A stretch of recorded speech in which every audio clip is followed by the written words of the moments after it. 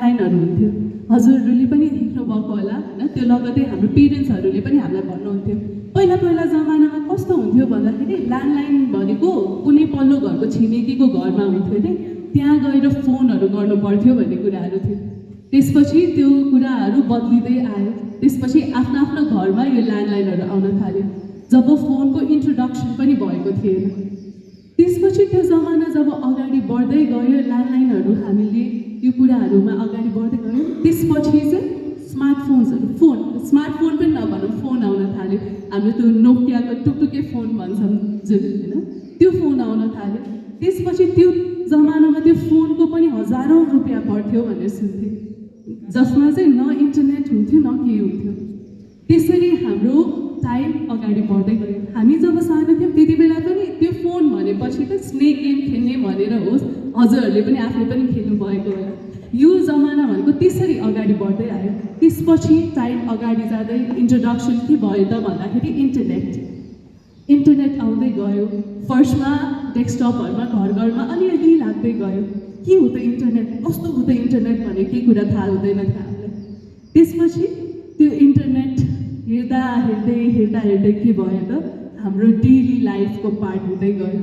अब अहिलेको जमानामा एक दिन पनि इन्टरनेट बिना हामी बाँचौँ न त भन्दाखेरि हामीलाई नै गाह्रो भइसक्यो। बच्चाहरू त पढेकै जाओस्, हामी आफै पनि भनौँ न, यो कोभिडको टाइम लियौँ, अर्थक्वेकको टाइम लियौँ होइन, भूकम्प आएको बेला सबै कुरा कनेक्ट गराउने, सबै ठाउँमा हामीलाई कनेक्ट गराउने एउटा मिडियम के थियो भन्दाखेरि हाम्रो स्मार्टफोन, हाम्रो internet, which equals to technology. यसले हाम्रो डेली लाइफको पार्ट हामीलाई बनाइसकेको छ। यसरी यो सबै कुराहरू चेन्ज हुँदै गयो। न्युजपेपरदेखि लिएर अहिले आजकल न्युजपेपरहरू कमैले पढ्छन् होला, बिहान उठ्ने बित्तिकै हामीहरू न्युज हेर्न भनेको डिजिटल प्लेटफर्महरू होइन। आज के भइरहेछ, अहिले त पोलिटिकल कुराहरू पनि यस्तो इन्ट्रेस्टिङ भइरहेछ, बिहान हुने बित्तिकै के हुन्छ त कस्तो हुन्छ त भन्ने हामीले सोचाइसकेको छ। सो यसरी जमाना चेन्ज हुँदै गइसकेको छ र त्यो जमानालाई चेन्ज हुँदै अगाडि बढ्दै जाँदाखेरि चाहिँ एउटा कुरा चाहिँ कहिले चेन्ज भएन रहेछ कि, त्यो कुरा चाहिँ के भन्दाखेरि चाहिँ सबै पेरेन्ट्सहरूलाई चाहिँ जस्तो जमानामा भए पनि, जस्तो चेन्ज आए पनि, हामी आफै परिवर्तन भए पनि एउटा कुरा चेन्ज नभएको भने के भन्दाखेरि चाहिँ हामी जब सानो थियौँ हाम्रो पेरेन्ट्सहरूले हामीलाई सक्सिड भएको, भविष्यमा सक्सेसफुल भएको देख्न चाहनुहुन्थ्यो भने हजुरहरू जब अब पेरेन्ट भइसक्नुभयो, हजुरहरूले पनि आफ्नो बच्चाहरू भविष्यमा गएर सक्सेसफुल होस्, केही न केही उनीहरूले अचिभ गरोस् भन्ने सोचले अगाडि बढिराख्नु भएको छ।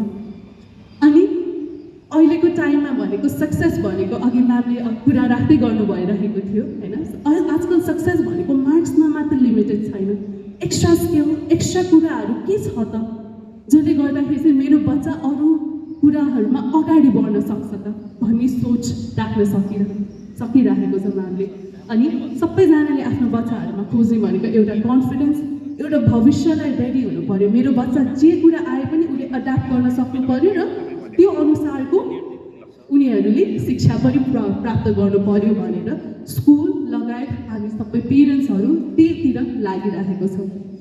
अब यो सक्सेस, यो भविष्यको कुराहरू गर्दै जाँदाखेरि चाहिँ हजुरहरू आफ्नो बच्चाको भविष्य यसो इमेजिन गर्नु होला, कस्तो हुनसक्छ होला त, कस्तो खालको भविष्य चाहिँ हामीहरूले अगाडि बच्चाहरूलाई देख्न सक्छौँ भन्दाखेरि चाहिँ बेसिकली अलिक यस्तो, कस्तो भन्दाखेरि स्मार्ट टेक्नोलोजीले घिरिएको, स्मार्ट टेक्नोलोजिजहरूसँग बसेर उनीहरूले त्यो कुराहरू चलाइराखेको। बिकज मैले अघि इन्टरनेटको इक्जाम्पल हजुरलाई किन दिएँ भन्दाखेरि हामी सानो हुँदाखेरि इन्टरनेट भन्ने कुरा हुँदैन थियो, तर त्यसले के चेन्ज ल्यायो भन्दाखेरि जब हामी यो लाइफमा आफ्नो करियरमा पुगिसक्यौँ, इन्टरनेट हाम्रो डेली लाइफको पार्ट भइसकेको छ। यसरी नै स्मार्ट टेक्नोलोजी, यो रिलेटेड रोबोटिक्सहरूदेखि नै यो सबै कुराहरू चाहिँ अब फ्युचरमा बच्चाहरूको भविष्य त्यहाँतिर मुभ भइरहेको छ। अनि यस्तै कुराहरू चाहिँ धेरै ठाउँहरूमा लागु पनि भइरहेको छ र धेरै ठाउँहरूमा यो कुराहरू अगाडि पनि बढिरहेको छ। अनि प्रश्न के भन्दाखेरि चाहिँ टेक्नोलोजी भन्छौँ, रोबोटिक्स भन्छौँ, धेरै अन्यथा कुराहरू हजुरले आफै पनि सुनिराख्नु भएको छ होला। अहिले कतिजनाले सुन्नुभएको छ होला, नेपालमा पनि तपाईँको चितवन मेडिकल कलेजमा एउटा रोबोटले सर्जरी एउटा अपरेसन सक्सेसफुल अपरेसन गरेको न्युज अलि अगाडि हाम्रो न्युजहरूमा आएको थियो। कतिजनाले सुन्नुभएको यस्तो हात उठाइदिनु देखेको छौँ।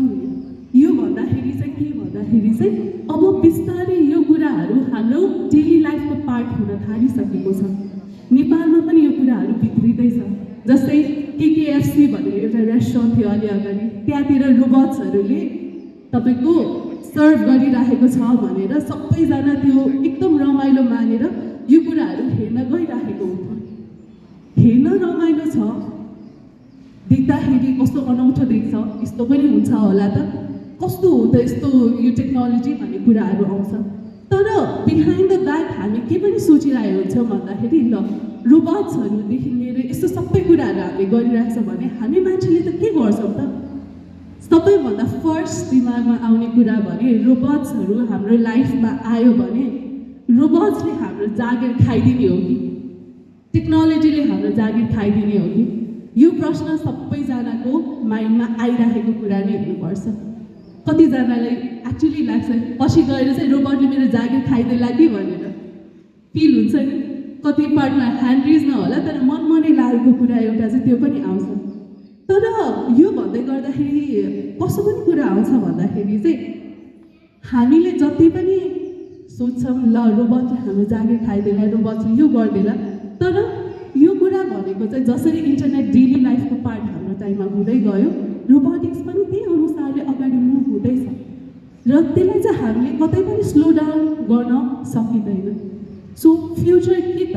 फ्युचरमा हामी के कुराहरू गर्न सक्छौँ त भन्दाखेरि चाहिँ अब फ्युचर भनेको हामी मान्छेहरूले गर्ने पार्ट के हो भन्दाखेरि चाहिँ हामीहरूले रोबोट्सहरू बिल्ड गर्न सिक्नु पर्यो, कि त त्यसलाई युज गर्न सिक्नु पर्यो, कि त त्यसलाई इन्स्ट्रक्सन दिन सक्नु पर्यो।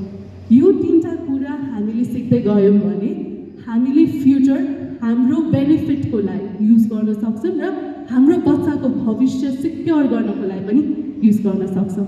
त्यसैले मैले यो बेसिक प्रश्न राखेको के छ भन्दाखेरि प्रश्न यो होइन कि रोबोटिक्स बच्चाहरू र हामीहरूको जीवनको हिस्सा हुनेछ कि हुँदैन, तर कि एक्चुअल क्वेसन चाहिँ के हो भन्दाखेरि चाहिँ हाम्रा बालबालिकाले केवल प्रविधिको प्रयोग गर्न सक्छन्, हेरेर अचम्म मानेर अनौठो मानेर बस्न सक्छन् कि यसलाई कसरी काम गर्छ भनेर बुझेर आफै सृजना गर्न सक्ने हुनसक्छ। त्यसैले मैले अघि भनेको कुरा we can not slow down the world. जस्तो जे गरे पनि आज इन्टरनेट बन्द गरिदिउँ, हाम्रो लाइफमा इन्टरनेट नराखिदिउँ भन्यो भने कसैले नि त्यो कुरा गर्न सक्दैन। अब त्यसरी नै यो रोबोटिक्स यो टेक्नोलोजीलाई अब यो लाइफमा हामी पार्ट नलिउँ, अगाडि नबढौँ भन्दाखेरि पनि त्यो कुरा स्लो डाउन गर्न सक्दैन। त्यसैले हामी के गर्न सक्छौँ भने हाम्रो बच्चाहरूलाई, हाम्रो बालबालिकाहरूलाई, हाम्रो बाबुरानीहरूको लागि चाहिँ त्यसको लागि तयार गर्न हामी सक्छौँ। त्यसैले अघि गीता म्यामले राखिराख्नु भएको कुरा के थियो भन्दाखेरि अब भविष्यको लागि रोबोटिक्स शिक्षा चाहिँ जरुरी भइसकेको छ र बच्चाहरूलाई यो भविष्यतिर